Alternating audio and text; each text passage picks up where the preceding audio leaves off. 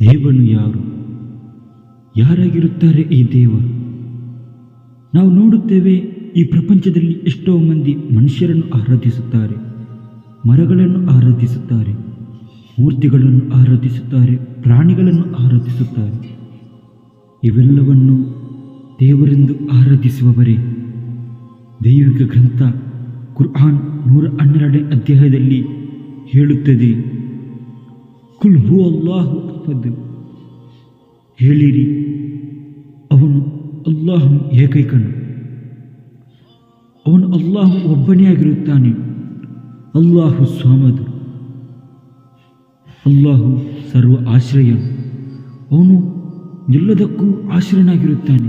ಅವನಿಗೆ ಯಾರ ಆಶ್ರಯವೂ ಅಗತ್ಯವಿಲ್ಲ. ಆದರೆ ಪ್ರಪಂಚದಲ್ಲಿರುವ ಜನರೆಲ್ಲರೂ ಅವನ ಆಶ್ರಯವು ಮುಖ್ಯವಾಗಿರುತ್ತದೆ. ಲಂ ಯಲಿದ್ ವಲಂ ಯೂಲದ್, ಅವನು ಯಾರ ಜನ್ಮದಿಂದ ಬಂದವನಲ್ಲ, ಯಾರಿಗೂ ಜನ್ಮವು ನೀಡಿಲ್ಲ. ವಲಂ ಯಕುಲ್ಲಹು ಕುಫುವನ್ ಅಹದ್, ಅವನಿಗೆ ಸರಿಸಮಾನ ಯಾರೂ ಇಲ್ಲ. ನಾವು ಈ ಭೂಮಿಯಲ್ಲಿ ನೋಡಬಹುದು, ಒಬ್ಬರ ತರಹ ಒಬ್ಬ ಇರಬಹುದು, ಒಂದು ಪ್ರಾಣಿಯ ತರಹ ಇನ್ನೊಂದು ಪ್ರಾಣಿ ಇರಬಹುದು. ಆದರೆ ಅಲ್ಲಾಹನ ಥರ ಯಾರೂ ಇಲ್ಲ. ಅವನ ಥರ ಅವನಿಗೆ ಸರಿಸಮನಾಗಿ ಈ ಪ್ರಪಂಚದಲ್ಲಿ ಪರಲೋಕದಲ್ಲೂ ಯಾರೂ ಇಲ್ಲ. ಒಬ್ಬ ದೇವನಾಗಲಿಕ್ಕೆ ಈ ಮೇಲಿನ 4 ಗುಣಗಳಿರಬೇಕು.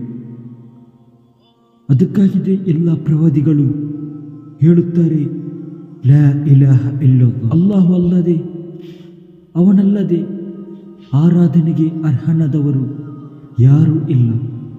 ಇದಾಗಿದೆ ಎಲ್ಲ ಪ್ರವಾದಿಯವರ ವಿಶ್ವಾಸ. ಅದಕ್ಕಾಗಿ ಎಲ್ಲ ಪ್ರವಾದಿಯವರು ಹೇಳುತ್ತಿರುವರು, ನೀವು ಇದರ ಮೇಲೆ ವಿಶ್ವಾಸ ಇಡಿ. ಅಲ್ಲಾಹು ಹೇಳುತ್ತಾನೆ, ಇಯ್ಯಾಕ ನಅಬುದು ವ ಇಯ್ಯಾಕ ನಸ್ತഈನ್.